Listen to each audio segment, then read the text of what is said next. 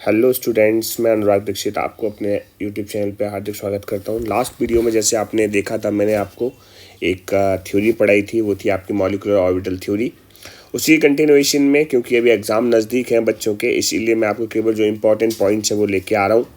ठीक है, तो आज हम देखेंगे क्रिस्टल फील्ड थ्योरी। ठीक है, जैसा कि आपको दिख रहा होगा कि today we will deal about the crystal field theory.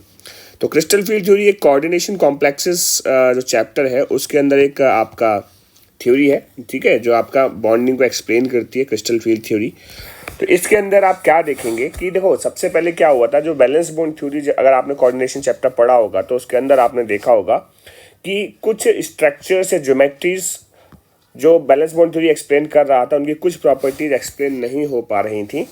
जैसे कोई भी लिगेंड स्ट्रॉन्ग, कौन कौन से स्ट्रॉन्ग लिगेंड है, कौन कौन से वीक लिगेंड है, इसके बारे में बैलेंस बॉन्ड थ्योरी ने कोई भी डिस्क्रिप्शन नहीं दिया था।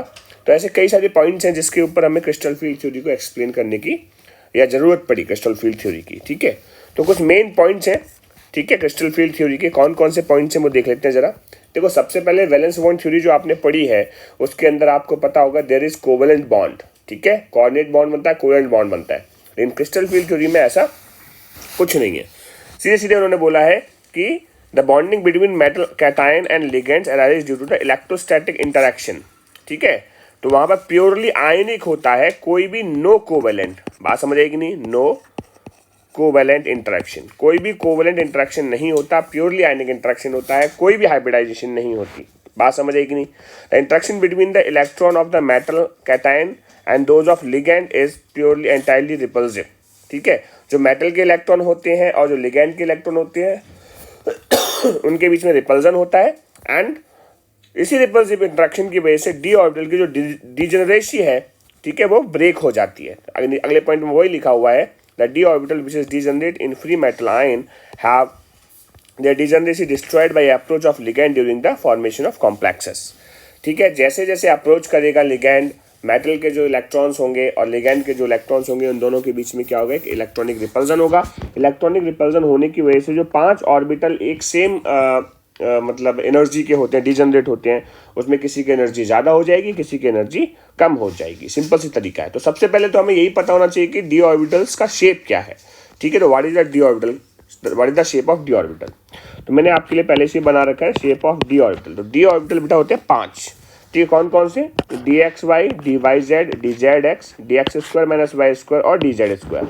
ये आपको ऑर्बिटल्स दिख रहे होंगे, बिटवीन द ऑर्बिटल्स हैं, बिटवीन द एक्सेस आप बोल सकते हैं। ठीक है, और ये वाले जो ऑर्बिटल्स हैं ये आपके क्या है, ऑन द एक्सेस।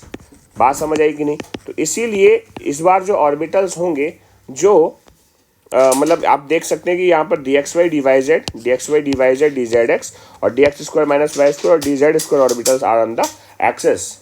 ठीक है, एंड नीचे वाले तीनों ऑर्बिटल्स क्या हैं, ये बिटवीन द एक्सेस हैं। तो अब डिपेंडिंग अपॉन द एनवायरनमेंट कि किस एनवायरनमेंट से कौन सा लिगेंड आ रहा है, उसके हिसाब से इसकी स्प्लिटिंग होती है। तो हमारे सिलेबस में, 12th के सिलेबस में 2 हैं। पहला हमारा जो है वो है आपका स्प्लिटिंग इन ऑक्टाहेड्रल कॉम्प्लेक्सेस। बहुत ही सिंपल सा तरीका है, हम सीख सकते हैं इससे। तो स्प्लिटिंग ऑफ ऑक्टाहेड्रल कॉम्प्लेक्सेस आप देख सकते हैं, स्क्रीन पे आपके दिख रहा होगा। ठीक है, तो स्प्लिटिंग ऑफ ऑक्टाहेड्रल, तो आपको दिख रहा है जैसे कि हमने ऑक्टाहेड्रल बना रखा है कि एक ऑक्टाहेड्रल एनवायरनमेंट है। तो आपको दिख रहा है कि लिगेंड्स जो है वो एक्सिस पर अप्रोच कर रहे हैं। मान लीजिए this is Z axis, this is X axis and this is Y axis. और इसमें जो लिगेंड्स अप्रोच कर रहे हैं वो एक्स, वाई और जेड एक्सिस से अप्रोच कर रहे हैं। दिख रहा होगा आपको कि ligands are approaching on X, Y and Z axis. ठीक है ना, आप देख सकते हैं कि एक लिगेंड यहाँ से अप्रोच कर रहा है। 6 लिगेंड होंगे ना ऑक्टाहेड्रल में, तो ये लिगेंड आपको यहाँ से अप्रोच करते हुए दिख रहे हैं। तो इसीलिए जो ऑर्बिटल्स आपका ऑन द एक्सिस होगा, that will feel more repulsion. तो अभी मैंने ऊपर बताया था कौन सा ऑन द एक्सिस होता है, D x square minus Y square. ठीक है, और डी जेड स्क्वायर ऑर्बिटल्स। अगर आपको उसका शेप नहीं पता है तो शेप के लिए मैंने एक अलग से वीडियो बना रखी है अपने यूट्यूब चैनल पे, मैं आपको टैग कर दूंगा लास्ट में, डिस्क्रिप्शन बॉक्स में आप जाके देख सकते हो कि ऐसी शेप क्यों होती है ऑर्बिटल्स की। तो अगर हम ऑक्टाहेड्रल के एनवायरनमेंट में बात करें तो मैंने आपको ऑलरेडी बता दिया है, in octahedral environment the axis which are the orbital which are present on the axis will feel more repulsion because ligands are approaching towards the axes. तो हेंस जो D x square Y square और D Z square orbitals की energy क्या हो जाएगी आपकी ज़्यादा। तो ये देखो ये एनर्जी का ऑर्डर है, ठीक है, आपको दिख रहा होगा। तो इनिशियली जो लिगेंड्स जो ऑर्बिटल्स है कौन कौन से, dx² - y², ये भी फ्री मेटल आयन के फॉर्म में प्रेजेंट है।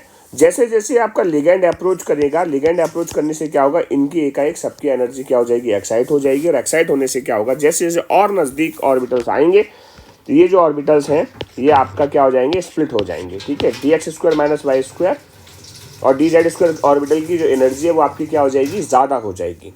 तो आपको पता है कि जो स्प्लिटिंग है इसको हम क्या बोलते हैं, क्रिस्टल फील्ड स्प्लिटिंग, डेल्टा।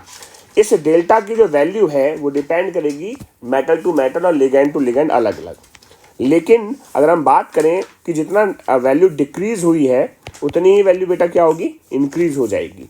तो डिक्रीज कितने हैं, 6 इलेक्ट्रॉन, और उनकी जो पर इलेक्ट्रॉन एनर्जी जो होगी वो कितनी होगी, -0.4, ठीक है, ये आपकी हो जाएगी। इसके बाद अगर जो इंक्रीज होगी वो क्या हो जाएगी, +0.6 डेल्टा ओ, ठीक है। ये क्रिस्टल फील्ड स्टेबलाइजेशन एनर्जी में आपको बताऊंगा तो आपको समझ में आएगा। तो एक तो ये कहानी यहाँ पर कंप्लीट हो गई है कि जो आपका जो स्प्लिटिंग होती है, तो स्प्लिटिंग में जो ऑर्बिटल्स हैं dx² - y² और dz² ऑर्बिटल, इनकी एनर्जी क्या हो जाएगी आपकी ज़्यादा। dxy, dyz और dzx ऑर्बिटल की एनर्जी क्या हो जाएगी, कम। ये ट्रिपलेट है तो इसलिए हम इसको क्या बोलेंगे बेटा, T2g।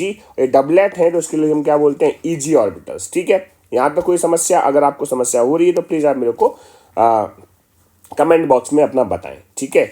अगला आता है, ये तो होगी स्प्लिटिंग, ठीक है। इस बार हमने स्प्लिटिंग में क्या देखा था कि जो ऑर्बिटल ऑन द एक्सिस थे उनको रिपल्सन ज़्यादा फील हो रहा है। और इस बार हम क्या देखेंगे, टेट्राहेड्रल कॉम्प्लेक्सेस। और टेट्राहेड्रल कॉम्प्लेक्सेस में हमारे 4 लिगेंड अप्रोच करते हैं। तो 4 लिगेंड अप्रोच करेंगे तो देखो किस तरीके से।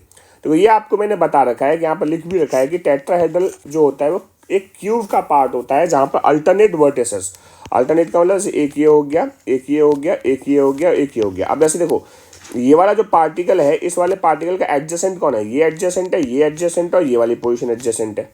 तो इस एडजेसेंट के बाद जो होगा वो क्या होगा, अल्टरनेट होगा, ठीक है। तो ये बात समझ आ गई ना यहाँ तक। तो एडजेसेंट कौन सी है, which position is the adjacent position, बोलो, this position is adjacent, this one and this one, ठीक। तो ये बात समझ आ गई होगी कि यहाँ पर जो टेट्राहेड्रल है, टेट्राहेड्रल में क्या हो रहा है आपका, it is a part of cube जहाँ पर आपका अल्टरनेट वर्टिसेस पर पार्टिकल्स प्रेजेंट हैं।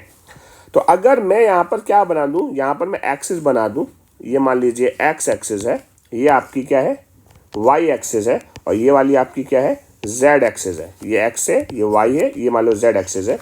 तो आपको साफ साफ दिखना चाहिए कि ligands are approaching between the axis. एक लिगेंड यहाँ से अप्रोच कर रहा है, एक लिगेंड यहाँ से अप्रोच कर रहा है, एक लिगेंड यहाँ से अप्रोच कर रहा है, एक लिगेंड यहाँ से अप्रोच कर रहा है। तो ligands are approaching between the axis, ठीक है। तो यहाँ पर क्या लिख सकते हैं, ligands are approaching, are coming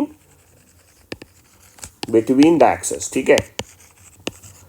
तो इस बार क्या होगा, जो ऑर्बिटल बिटवीन द एक्सिस होंगे उनकी एनर्जी ज़्यादा हो जाएगी। तो बिटवीन द एक्सिस कौन कौन से ऑर्बिटल थे, मैंने अभी थोड़ी देर पहले बताया था, dxy, dyz और dzx ऑर्बिटल की एनर्जी क्या हो जाएगी, ज़्यादा इस बार, क्योंकि आपका स्प्लिटिंग टेट्राहेड्रल का है। तो ये जो यहाँ से ये जो आपको दिख रहा है ये आपका किसका हो जाएगा, टेट्राहेड्रल का, इसको हम डेल्टा टी कहेंगे। वही कहानी यहाँ पर भी है कि यहाँ पर वही पांचों के पांचों ऑर्बिटल अभी ग्राउंड स्टेट में है। जैसे जैसे ये आपका एनर्जी का ऑर्डर है, आप ये एनर्जी का ऑर्डर बोल सकते हैं। और जैसे जैसे लिगेंड अप्रोच करेगा पहले एनर्जी एक्साइट हो जाएगी, और फिर जो ऑर्बिटल ऑन द एक्सिस होंगे उनकी एनर्जी कम, क्योंकि ligands are approaching between the axis this time, ठीक है। तो इस बार क्या हो जाएगा, जो ऑर्बिटल्स बिटवीन द एक्सिस हैं उनकी एनर्जी क्या हो जाएगी, ज़्यादा, और जो ऑर्बिटल्स ऑन द एक्सिस है उनकी एनर्जी क्या हो जाएगी, कम। और कम हो जाने की वजह से अब आपका ये स्प्लिटिंग पैटर्न आपको दिखाई देगा, ठीक है। तो ये कहानी हो गई। तो इस तरीके से आप देख सकते हैं कि हम किस तरीके से क्रिस्टल फील्ड स्टेबलाइजेशन एनर्जी को हम डिस्क्राइब कर सकते हैं। नेक्स्ट वीडियो में इसी के कंटिन्यूएशन में बताऊंगा मैं कैसे CFSC crystal field stabilization energy किस तरीके से कैलकुलेट करते हैं। ये सब मैं आपको अब नेक्स्ट वीडियो में बताऊंगा। उम्मीद है आप लोगों को ये बात समझ में आई होगी और आप अच्छे से अपना साथ बनाए रखिएगा और इस वीडियो को देखो, अपना रिव्यू बताइए, ठीक है। लाइक सब्सक्राइब जरूर करिएगा, ठीक है। तो फिर मिलते हैं नेक्स्ट वीडियो में। Thank you very